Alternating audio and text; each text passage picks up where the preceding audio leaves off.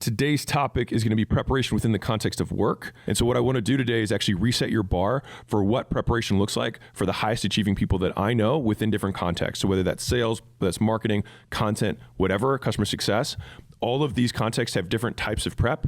There's 2 different ways to prep that I'll talk about and give you some tactics that you can use and maybe send to your team as well. Because hey, if they prep more, you'll make more. I'll give you an example of like a resetting that just recently happened for me. So I'm obviously very big on the amount of reps that it takes. Like volume negates luck is the number one quote that we have in the sales team wall, so that the guys understand like it's just about the reps. And we just say it all the time. It's repeated over and over again because we also believe repetition of the same beliefs is something that will drive them to remember this thing, because we need to be reminded more than we need to be taught. But recently, even getting into this content game, this is about a year ago, I was talking to Eric. And so Eric's a content creator who has, I don't know, 10, 15 million subscribers, something like that on YouTube. And we were saying, I was like, hey, what can we do to make our YouTube videos better? And so he said, oh, just send me over your prep case for the videos. And I was like, what do you mean? And I was like, you mean like the notes on my phone? He was like, no. And I was like, can you send me one of yours so I know what you're talking about? And so he sends me his most recent prep for one of his videos, and it was like 22 pages for like a 15-minute video. And I was like, oh, okay. So my understanding of how much work it takes to do something at this level is wildly under what the reality of it is at that level. And so I attended something, he invited me to like a little creator meetup with some of the biggest guys on YouTube. I'll just say it this way, you would know everybody in the room. And when we were there, they were all discussing how much time it took them to prep for videos. And a lot of these guys were spending 2, 3, 4 straight weeks of 12 hours a day to make one video per month. And I will tell you this, is that it was in no way surprising to me after going there for 2 days what it took and why those guys were the number one in that industry for making content that was exceptional.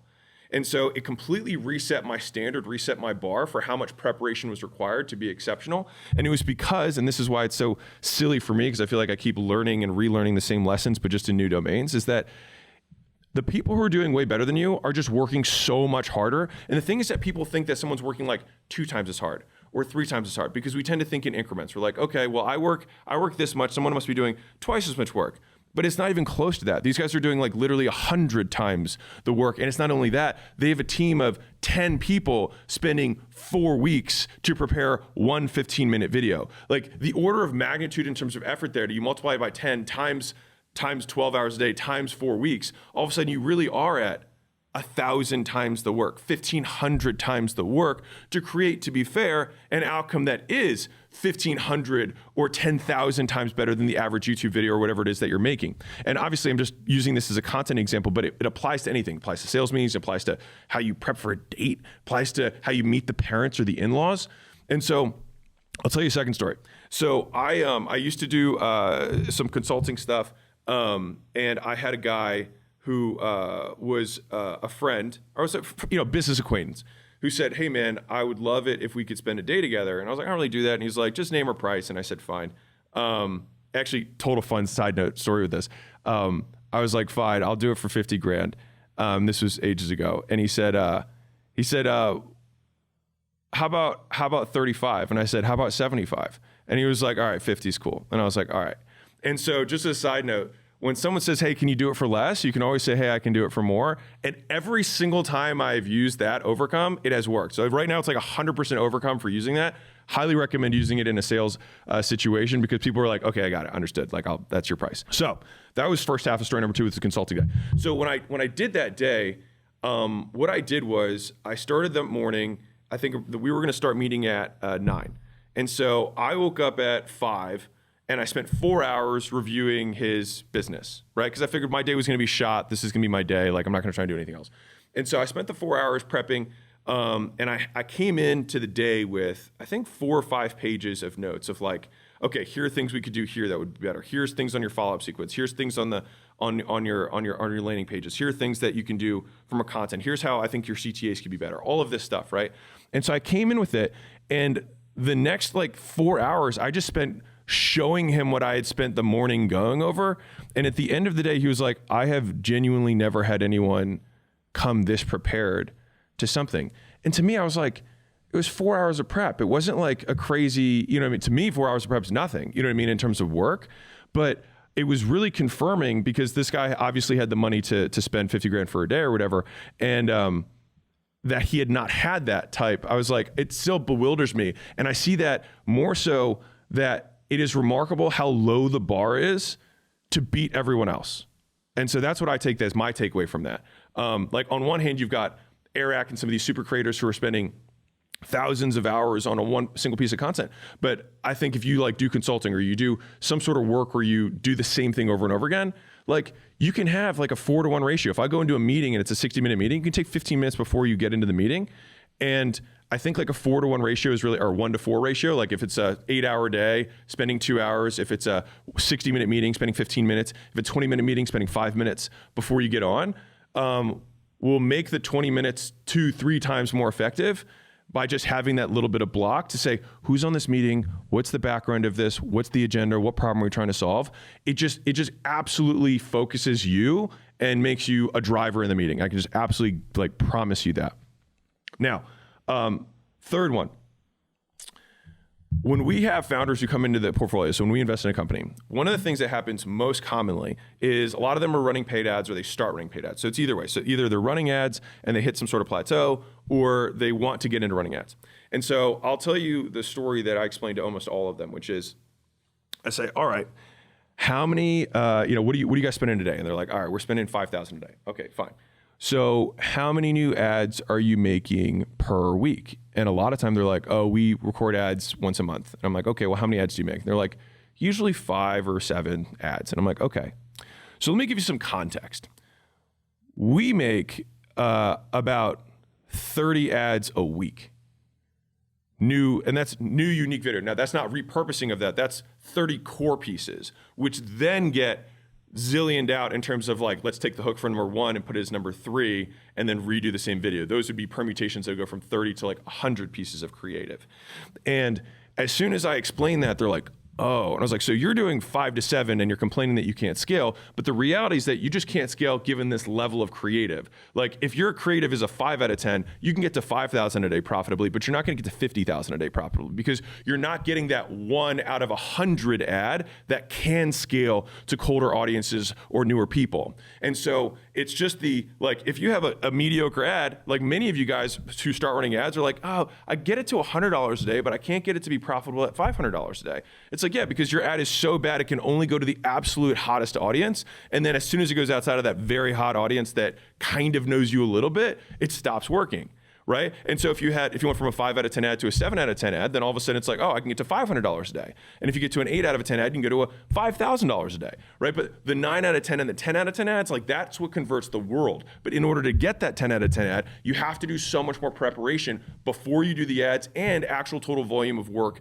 of doing the ads itself. And so I share this stuff because my entire goal of this right now is to reset your expectations of the amount of preparation that it takes to be good. Because it's so easy.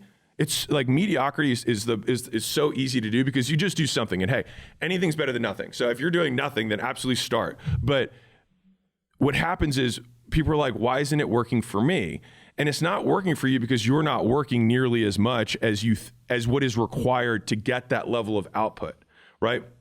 So let me tell you a different story. So I had a buddy of mine's a billionaire, and he wants to start making content, which is I'm a huge proponent of this because he actually has stuff to say, but he's still learning the content game, right? And so he's like, hey man, can you look at my Instagram and tell me, or sorry, can you look at my social media and tell me what I'm doing wrong or what I should be doing better? And so before I pulled up his thing, I was like, well, how many posts are you making a day across all platforms? And he was like, 1. I'm doing 1 a day right now. And he said it like that, kind of like, he was like, yes, I'm doing 1 a day right now. And I was like, all right, man, we make, at the time, we were making 50 a day. We make more than that now. And he just looked at me and he was like, you don't need to say any more. And he's like, I got it. Like he understood in that moment the same thing I did when Eric showed me his prep case for his YouTube videos. I was like, I get it. Like He said, "Thank you for resetting my measuring stick." That's what he said. He was like, you reset my bar, reset my expectations of how much work it takes to get to that level that I want to get to. Hey, if you want to get around people who are actually winning, who look like you, who smell like you, who talk like you, and are doing what you want to do, I'd like to invite you to the School Games community at school.com/games. I take calls in there. I put content that's like this and more personalized inside of that community. And I drop a huge amount once a month, an 8-hour training on how to actually take this stuff and win anyways. And so if that's interesting, school.com/games, see you in there. I share this stuff because I think one of the biggest gifts of surrounding yourself in a championship team. So there's a book by Angela Duckworth called Grit, which is a good book. But one of the things that they talk about in the book is that one of the best ways to develop grit is to surround yourself with people who have grit. So one of the for sure ways to get better at a skill is surround yourself with people who already have that skill, who are ahead of you. And so that's why joining a championship team is one of the best things you can do to understand what is required to win. And so when you're, the story that she tells in the book is swimmers who want to get better at swimming, if you can make the state team or whatever of like a championship team, all of a sudden there's standards of work that you didn't understand is what everyone's doing. So you go from like, oh, well, I'm swimming twice a week, and that's what you can do to be best in your high school or whatever. I'm making up the numbers. But when you go to the championship team, you realize that they do 3 hours a day, twice a day. And all of a sudden you're like, oh. And it's that same moment I had with Eric where I was like, oh. And the same moment my friend had when we talked about the social media was like, oh. It's just this massive bar reset of like, oh, this isn't like a 2 times as much thing. This is like a 50, 100 times as much. And so it's just, when you realize how much work it takes to get good, you realize how few things you can get good at. And that's where the focus becomes so important, because the only way to get that good is to do a few things. And so that's where the strategy of picking or prioritizing the things that you want to get good at becomes more important, because you just can't do 100 times the work on 100 different things. And so making sure that you're allocating your resources to the one thing that matters most, which then forces you to prioritize what you're spending your time on, which, by the way, I think is a really good activity. If you can spend a day or a week saying, okay, if I could only have one thing be true about our business, if I could have, like, if we have more traffic than anyone else, we will win based on this model or whatever it is that we have. If we have more referrals than anyone else, then we will win no matter what. If we have the best advertising in terms of paid ads, if we just had that one thing, we will win. If you can be very clear about that one point of leverage, then you attack it with absolute onslaught of hours of work and repetition and preparation for those repetitions that then yield you even more. And so it's like, I'll give you the ad example I was saying earlier. If I'm doing 100 ads a week and my competitor's doing 7 ads a month, I'm doing 400 to his 7. All right. So I'm doing, I don't know what the math is there, but a lot. It's at least 50 times, 60 times more, right? Than he is in terms of volume. But not only that, but when I go into that advertising day, what am I doing beforehand? I'm prepping I want to prep all the hooks ahead of time. I want to do research of past ads that have done really well. I want to take different ad styles that I've seen across social media in general that I liked. I'm like, I wonder if we can make a version of this for how we're going to advertise our thing. And by the way, I love taking from other spaces, like seeing a hotel ad or an Airbnb ad and be like, ooh, that would work really well in this software company that we have. Oh, we've got this dry cleaning business that would work really well, this ad for a gym or whatever, right? And I have this little swipe file on my phone where whenever I see an ad I like, I save it, and then I also screenshot it so that when I get into my prep sessions, I already have my stuff that I want to use to prep in front of me. And so one of the big other things besides resetting your bar of expectation of how much prep it takes to win is that the more you prepare for stuff, the more frequently you do it, the better you will get at preparing. So preparing in and of itself is a skill, right? And so like the first time you prep for making ads, the first time you prep for making content, it's going to take you longer and you're going to be less efficient at it. But if you know, for example, this is your 100th time preparing for making a podcast or whatever, like this is my prep for this little podcast here. I wrote this out ahead of time. I was like, these are all the things I wanted to hit on because I think they're important, right? And so I think in terms of resetting the bar, start thinking in hundreds rather than ones and twos. So it's not that somebody's doing twice as much work or 3 times as much work. They're doing 100 times the work. And in the example I gave earlier, sometimes way more than 100 times the work. 2 more quick things on this, and then I'll let you go about your day so you can start preparing. So Elon Musk recently talked about something, well, not recently, but I heard an article or an interview from him that he said, he referenced Parkinson's law. So Parkinson's law, for those of you guys who don't know, is that work expands to the time allotted, right? And so I think what you don't want to do is over-prepare for the wrong thing. And let me put my caveat there, is that I actually think there's tremendous ROI to cramming. Meaning, he uses Parkinson's law in reverse, which is that it also, if work expands the time allotted, it can also shrink to the time that you shrink to. And there's a reason that kids cram. It's because it's really high ROI on their time, right? If they prep for weeks and weeks and then they take the week before the exam off and don't look at anything, sometimes they do worse than just cramming right before the test. And so people aren't idiots. Like, we know that cramming works, which is why we do it. But I think I'd highly encourage thinking about prepping as cramming. I actually think it works amazingly well in a business context, but people somehow have said it's like a bad thing because I don't even know why teachers say it's a bad thing. At the end of the day, like, you either aced the test or you didn't. And so whatever. Now, in terms of long-term, like, I think, not sleeping the night before probably impacts your, performance more. But if you just study the day before and you study the morning of, I'll promise you that the studying the morning of will get you more than what you did the night before in terms of immediate result on the test, more than long-term retention, which is different, just to be clear.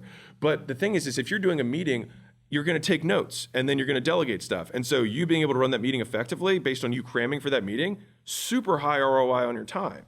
And so I absolutely love the concept of cramming within the world of business, because a lot of times you do have something you just need to do once and you need to impress the client. You need to impress the boss. You need to just come prepared for a company presentation that you're doing in front of a whole team or a department or the whole company entirely. Going back to the two types of work there are, or two types of preparation you have. You have preparation for things you're going to do that you do many, many, many times, which you get better and better preparing for it, which means you can actually shrink the amount of time you need to prepare. And I think the closer you do the preparation to the event itself, the more valuable it is. And so that is why take the 5 minutes, literally actually take the 5 minutes before the meeting to say, okay, this is John. Let me look at his profile real quick. Okay, John's, he's out of Milwaukee. Okay, the Bucks are doing well. Let me see if he follows the Bucks. Okay, he tagged something there. And his wife's name's Joyce. Okay, got it. So you get on the meeting, you're like, dude, John, how's it going, man? Dude, the Bucks are killing it. Oh, that's fantastic. How's Joyce doing? She's good? Great. And I saw, is this Mike? Is this Mike? He's your VP of customer success? Hey, Mike, nice to meet you, man. I was just looking you guys up before I got on. Really cool stuff that you guys are doing at XYZ Corp, right? As soon as I say that, they're like, immediately, in 60 seconds, they're like, this guy prepared. And that's what it communicates. And the thing is that the idea that someone knows that you prepare literally separates you from so many other people who just show up and they're like, oh, what are we going to do today, right? And so, sure, you should absolutely be prepared in terms of the agenda, in terms of your scripting for how you run these meetings, but you get so much return on demonstrating that you prepared. Like, people know if you prepared. It completely blows them away. And I still, to this day, they're like, dude, thank you so much for taking the time. Like, I feel like you knew our company. I feel like you knew our business, like, even better than people that I've spent, I've had vendors who did all this stuff. And I was like, yeah, I mean, I'm not going to walk into a meeting not knowing who I'm talking to. Like, what are we going to do? Spend the whole time fact finding before I can actually make a recommendation around something? Well, that's such a waste of time for you and me, because I know what I'm looking for.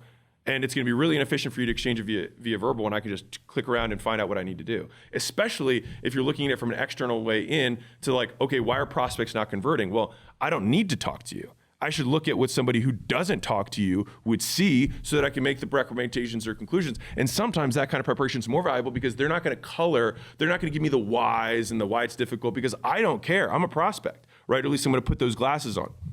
And so back to the one-time thing versus the many-time thing.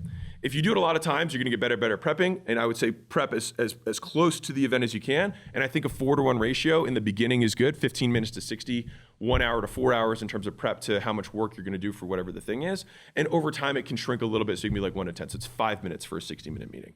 But for the things that you're going to do one time that you have never done before, that's where it actually expands the other way. It goes like 10, 20 hours of prep for 1 hour of presenting. And so determining how much you're willing to prepare for something that you're only going to do once rather than something that you do all the time in my opinion, comes up to the stakes and the returns. And so if you're going to go do a speech in front of 1,000 people and you've never spoken before, and ideally, hopefully it's a topic that you do understand, but you just haven't spoken in that environment before, then I want to control for every other variable that can approximate me speaking in front. So one, I want to master the material for sure. If you're getting up there and you don't know what you're talking about or like the things you're going to talk about, well, dear God, like no wonder that you suck at talking, right? Now, beyond that, it's how many ways can I approximate this? Like, for example, going live on social media can help you approximate a live audience in person. Is it perfect? No. But is it better than just talking to the mirror? Probably. Now, if you aren't going to, now this is a real one. This is actually from the fitness world.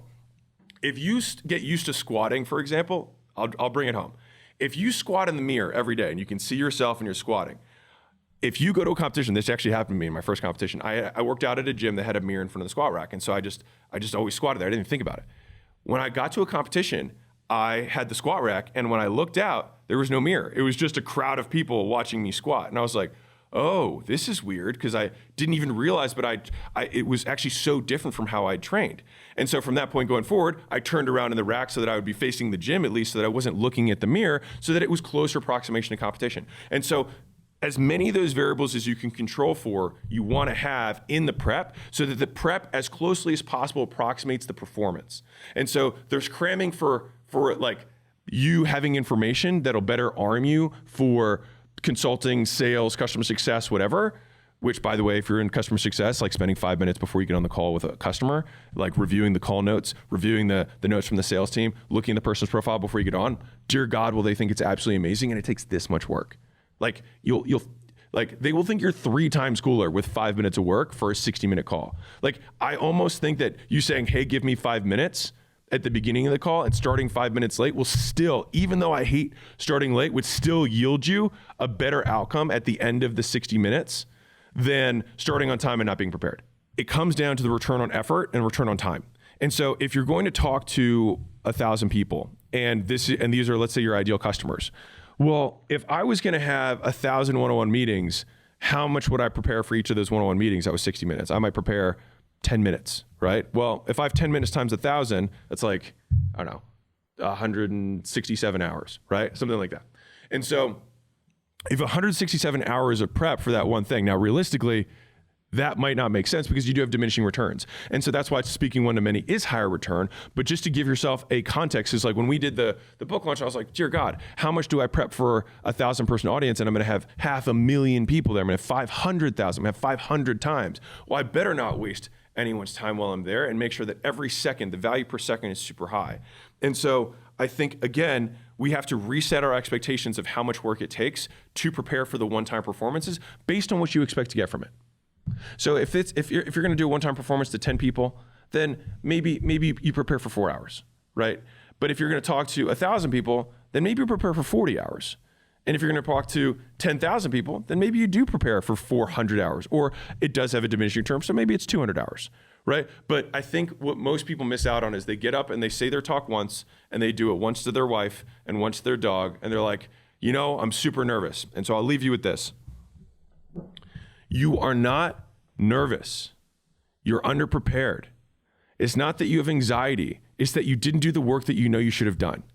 And so if I have anxiety about something that's coming up, that has become my telltale sign that I am underprepared, that I didn't do the work that I know I should have done. And that's when you get nervous. When you can get up on stage and you can do, or whatever your version of the performance is, and have absolutely zero anxiety, it's because you've absolutely habituated to the stressor.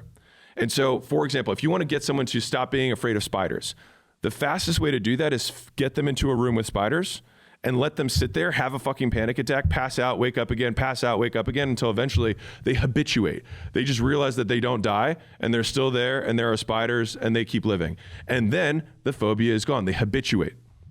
And so what you want to do, or at least how I like to do it, is I want to habituate to the stressor, which is if I'm stressed about this thing, then it means I haven't prepared enough. And so it's not imposter syndrome. You're just inexperienced. You're just not good enough yet.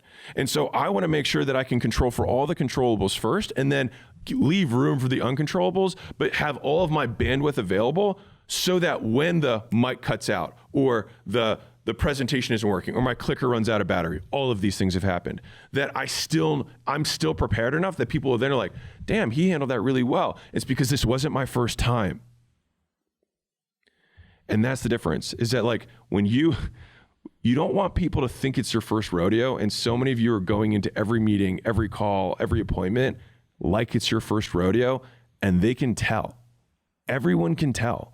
And the people who can tell the most are the people who you want to impress the most. Like, it's very easy to impress poor people because they don't know any better.